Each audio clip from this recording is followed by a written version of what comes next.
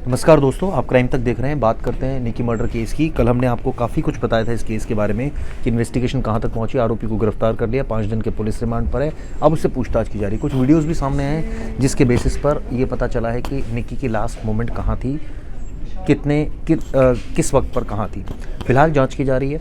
अभी तक जो जाँच में बात सामने है कि उसका मर्डर 10 तारीख को सुबह 9 बजे ही कर दिया गया था और उसके बाद वो कई किलोमीटर तक दिल्ली की सड़कों पर घूमता रहा, कई घंटों तक घूमता रहा और उसके बाद उसने फ्रिज में इस डेड बॉडी को ठिकाने लगाया, ये जानते हुए कि उसका कोई बाल भी बाका नहीं कर सकेगा। इस तरह की उसकी सोच रही होगी, लेकिन आखिरकार पुलिस ने उसे गिरफ्तार कर लिया।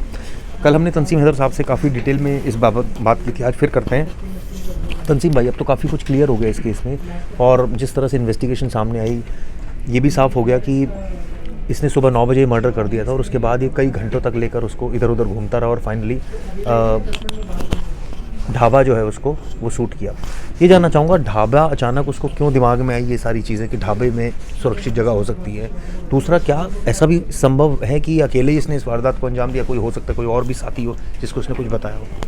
देखिए, अभी तक के इन्वेस्टिगेशन में पुलिस को कोई ऐसा सुराग या ऐसी जानकारी नहीं मिली है कि इस हत्याकांड में एक से ज़्यादा लोगों का हाथ है। इसमें सबूत छुपाने या हत्या की बात छुपाने के ज़िम्मेदार लोग हो सकते हैं, उसके परिवार के लोग, जिनसे निक्की के फादर और उनके पेरेंट्स से लगातार पूछ रहे थे कि लड़की कहाँ है।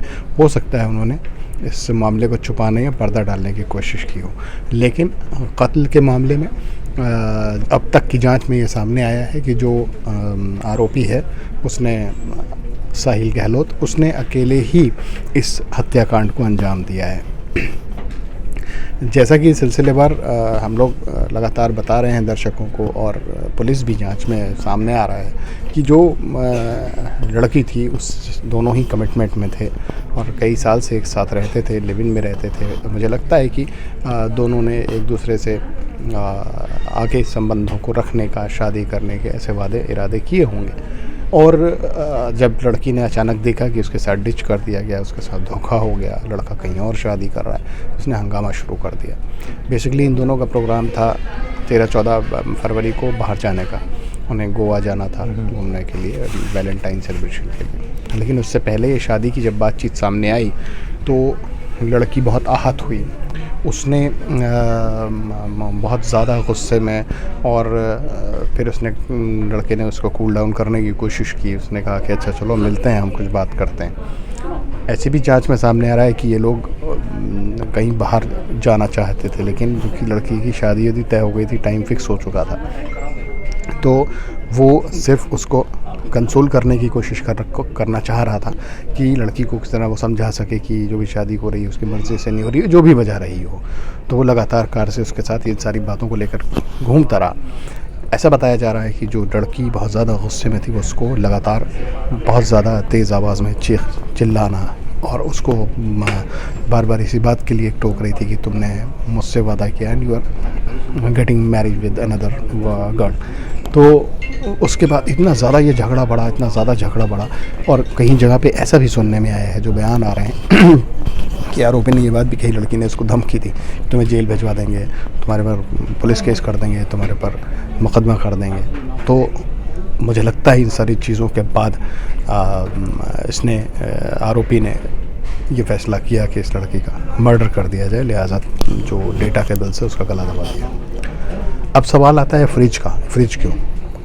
दो चीज़ें होती हैं। जो पेशेवर अपराधी है, कोई पेशेवर अपराधी नहीं है, इसके खिलाफ कोई क्रिमिनल केसेस ऐसे सामने अभी तक नहीं आए हैं। पेशेवर अपराधी होता है तो वो पहले से प्लान करता है कि कैसे मर्डर करना है, लाश को कैसे ठिकाने लगाना है, उसके बाद कोशिश करता है कि हम जल्दी ना पकड़े जाएं।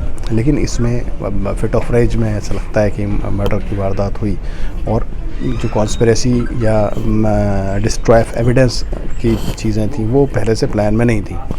यही वजह है कि वो लाश को लेकर सीट बेल्ट लगाकर अगली सीट पे बैठा के इधर उधर घूमता रहा और यही सोचता रहा कि इसका करूं क्या। ज़िंदा होती तो कहीं चली जाती है, जो मर चुका है उसका क्या करना है। ये एक अजीब सी मनोस्थिति होती है उस क्रिमिनल की जिसके पास लाश हो और उसने मर्डर किया हो और वो यही सोचता रहता है इसका करें क्या। लाश होती है। अब उसकी समझ में जाहिर सी बात है दिन का वक्त था, दिन के वक्त में आप किसी भी डेड बॉडी को डिस्पोज ऑफ नहीं कर सकते। आपको डर ये रहता है कि गाड़ी चेकिंग हो गई किसी बैरिकेड पे, किसी नाके पे, तो आप पकड़े जाओगे। लिहाजा उसकी यही चीज़ समझ में आई कि फ़िलहाल इसको कहीं ऐसी जगह रख दिया जाए कि इसमें से कोई स्मेल ना आए, और इसको फिर हम आगे। एक बात ये भी जांच में सामने आई कि इसने कई जगह पर गाड़ी रोकी और जानबूझ के ऐसी सुनसान जगह पर रोकी ताकि वो टाइम स्पेंड कर सके, क्योंकि अगर लगातार चलाता रहता तो कहीं ना कहीं तो ये बहुत ज़्यादा प्रोबेबिलिटी थी कि इसको रोका जाता। वही मैं बता रहा हूँ, जो किसी भी मर्डर केस में जो कातिल होता है, जो एक्यूज होता है, उसकी मनोस्थिति यही होती है कि how I dispose of this and destroy this evidences which I have done. तो उसको इस बात का यही होता है कि भाई वो ये भी यही सोच रहा था, कार रोक के सोच रहा था, ठहर के सोच रहा था कि करें क्या। तो उसके दिमाग में, जहन में बात आई होगी कि भाई कहीं ना कहीं इसको प्रिजर्व कर सकते हैं, प्रिजर्व करने के बाद जब मौका लगेगा रात बिरात तो इसको हम उसको डिस्पोज ऑफ कर देंगे। ये भी प्रोबेबिलिटी बहुत ज़्यादा हो सकती है हैदर भाई कि उस वक्त अब बंदा बहुत परेशान होता है तो किसी को फ़ोन करता है कि यार मेरे साथ मेरे से ये गलती हो गई हो सकता है कुछ भी। बिल्कुल। अगर देखिए इसमें अब उसने क्या किया, उसने डिस्ट्रॉय ऑफ एविडेंस करने के लिए आगे का प्लान कर लिया था। अगर फिट ऑफ रेज में किसी से कोई घटना होती है या हो जाती है तो अमूमन ऐसे मामलों में हमने देखा है कि केसेस में आरोपी खुद थाने पहुंच जाता है, आरोपी पुलिस को, अपने दोस्तों को फ़ोन कर देता है और बताता है कि उससे ऐसा हुआ है। लेकिन मुझे लगता है कि इसमें ये 2 कदम आगे निकल गया। इसने ये सोचा कि हम ऐसा कर दें कि हम पकड़े ना जाएं, या फिर ऐसा कर दें हमारी शादी हो जाए, उसके बाद फिर जो होना होगा देखा जाएगा, या फिर मैं उसके बाद ठिकाने लगा दूँगा, इसलिए फ्रिज में रखा गया। तो ये तमाम जो इन्वेस्टिगेशन का पार्ट है कि उसके जहन में क्या चल रहा था, आगे के लिए प्लानिंग। लेकिन अमूमन कई मामलों में देखा गया कि अगर फिट ऑफ रेज में किसी से घटना होती है, हो जाती है, तो अमूमन कोशिश करता है आदमी थाने चला जाएगा, अपने रिश्तेदार को फ़ोन कर देगा। इस केस में भी मुझे कहीं ना कहीं ऐसा लगता है कि चिराग, इसने इस घटना के बारे में अपने पेरेंट्स को बताया। एक चीज़ और समझ से परे है, जब ये ढाबे में गया, ढाबा तो चल नहीं रहा था, तो वहाँ फ्रिज जो था वो ऑब्वियसली वर्किंग कंडीशन में था, तो वहाँ ढाबे में कोई केयर टेकर वगैरह तो रहा होगा, ये ऐसे थोड़ी कि सीधा ढाबे में अंदर घुस गया और फ्रिज में रख कर आ गया। ये चिराग सवाल इसलिए है क्योंकि ढाबा बंद था। अगर ढाबा चल रहा होता तो कोई केयर टेकर काम करने वाला होता। ढाबे की स्थिति ऐसी बता रही है कि वो वहाँ पे कई दिन से बंद ही था वो, तो इसको पता था कि भाई वहाँ पे फ्रिज रखा हुआ है, उस फ्रिज में हम इसको रख सकते हैं। लेकिन फिर भी लॉक वगैरह, ताली, उसकी चाबी वगैरह होना उस समय चिराग वो इसने अरेंज किया। चिराग वो के रेस्टोरेंट नहीं है, वो खुला सा ढाबा है जिसमें आप चारों तरफ से वो लकड़ी के वो फट्टे उट्टे लगा के बंद कर देते हैं, उस तरह का ढाबा है वो। तो उसमें फ्रिज रखा हुआ था, उसकी समझ में आया कि हम फ्रिज में रखते हैं। मुझे लगता है कि इस मर्डर करने के बाद इसने अपने फादर को ये बात बताई कि मुझसे ऐसे ऐसे मैंने मर्डर कर दिया है उसका। और उसके बाद किस बिना पर आप कह रहे हैं? ऐसी जो सूत्र बता रहे हैं उनके मुताबिक उसके फादर ने पुलिस को इस बात की जानकारी दी। अच्छा। और चूँकि कई लोग थे जो इनके कॉमन रिलेशनशिप को जानते थे, उनमें से 1-2 लोग ऐसे थे कि जिन्होंने ये बात देखी कि ये लड़का तो किसी और लड़की के साथ रहता था, ये लड़का किसी और के साथ शादी के वादे करता था, लिव इन में रहता था, इसकी अचानक शादी कैसे हो रही। तो उन लोगों को भी शक हुआ इसी बात को लेके। उनमें से किसी ने भी पुलिस को फ़ोन किया था। फिर जब पुलिस ने उसके फादर से पूछा तो उसने बात बताई, तो ये सामने आई घटना। इसमें कोई ऐसा और एक चीज़ इसमें और अनोखा बात लग रही है कि आप एक शादी, आपने अचानक शादी प्लान कर ली है, इसका मतलब शादी के बारे में लड़की को पता नहीं था, क्योंकि जैसे ही उसको पता लगा उसने विरोध शुरू कर दिया। और आप देखिए कि लड़की ने तो गोवा की टिकट बुक करा रखी थी, तो फिर ये बीच में शादी का जो आया ये सीन, या भाई अगर शादी मान लीजिए नहीं हो रही थी तो गोवा जाने का प्लान था, तो इसका मतलब लड़की को कोई अंदाज़ा नहीं था कि वो शादी कर रहा है। मुझे लगता है कि लड़की को इस बात की जानकारी नहीं थी, और जाहिर सी बात है शादी ऐसा तो नहीं कि तारीख वारीख 2 दिन में पड़ी होगी कि कल शादी है, कल सगाई है, परसों शादी है, ऐसा अमूमन बहुत कम होता है। लेकिन मुझे लगता है सिलसिला पहले से ही चल रहा था। लड़का डिलेमा में था, कंफ्यूजन में था कि समझ ही नहीं पा रहा था मैं कि शादी करूं या गोवा जाऊं या इस लड़की को संभालूं, मैं क्या करूं। तो मुझे लगता है कि देखिए, आप जहां तक जिसका मर्डर हुआ है उसके परिवार के साथ, उस लड़की के साथ, उसके जो वो इस लड़के से प्रेम करती थी, उसके प्रति बिल्कुल सहानुभूति होनी चाहिए। लेकिन आप अगर बैलेंस होके थोड़ा सा देखें इस चीज़ को चिराग, तो आपको ये पक्ष भी देखना चाहिए कि उस लड़के की मनोस्थिति क्या थी, उसका क्या चल रहा था। उसने वो ऐसा तो है नहीं क्रिमिनल के, उसने कई मर्डर कर रखे हैं, लूट डकैती कर रखी है, एक और कर दिया, सीरियल ऑफेंडर नहीं है। तो उसका क्या चल रहा था, शादी की जो तारीख़ें थीं वो कैसे रखी गई, शादी किस हालात में तय की गई, घर वाले क्या प्रेशर बना रहे थे। भाई अगर और वो लड़की से क्यों नहीं बता पा रहा था कि उसका ऐसा चल रहा है सिलसिला, क्योंकि ऐसी सूत्र बता रहे हैं कि लड़की को जो जानकारी मिली चिराग, वो जानकारी किसी और के थ्रू मिली कि ये आपका जो सो कॉल्ड लवर है ये शादी कर रहा है। फिर उसने फिर हंगामा शुरू किया, उसने कहा मिलो ज़रा, मुझे मिलना है। नहीं तो पहले से तो उनका बाहर का तय था। तो मुझे ऐसा लगता है चिराग कि ये व्यक्ति आरोपी जो है ये चुपचाप शादी कर लेना चाहता था, और शादी करने के बाद ये अपना गुआ हुआ ये सब करता रहता है। ये पैरेलल रिश्ते चलाने की मूड में था।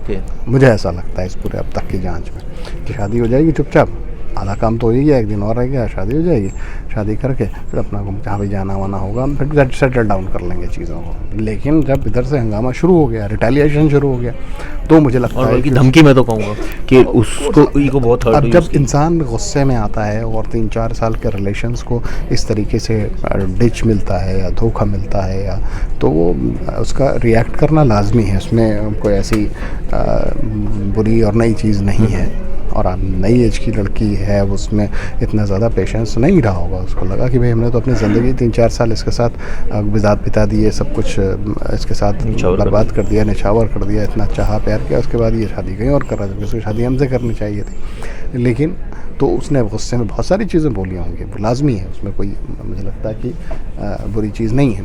लेकिन ये कि अब सवाल ये है कि किसी एक को काबू रखना चाहिए।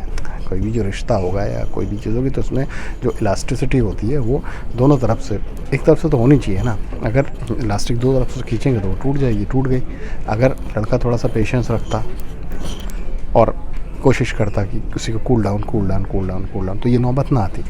अभी क्या हुआ, अभी ज़िंदगी इस लड़की की बर्बाद हुई, उसकी फैमिली वालों की, लड़के की, इसने जिससे शादी की उसकी, उसके परिवार की, 3 परिवार तो मतलब कई परिवारों डिस्ट्रॉय हो गए, सारी चीज़ें ख़त्म हो गई। और इस चीज़ को ऐसा नहीं था कि आप कंट्रोल नहीं कर सकते थे, ये सेटल डाउन हो नहीं सकती थी। कोई भी चीज़ है इंसानी, वो अगर कंट्रोल नहीं हो सकती, वो इम्पॉसिबल है। हो सकता था आप वो जो लड़की जिसको आपने मार डाला, वो लड़की, मुझे लग रहा है ईगो बहुत बड़ा इशू रहा है इसमें। ईगो नहीं, गुस्सा वही चिराग। अमूमन वो लड़की ज़्यादा से ज़्यादा क्या करती, पुलिस में कंप्लेंट करती, आप अपनी बात रखते, आप लड़ते।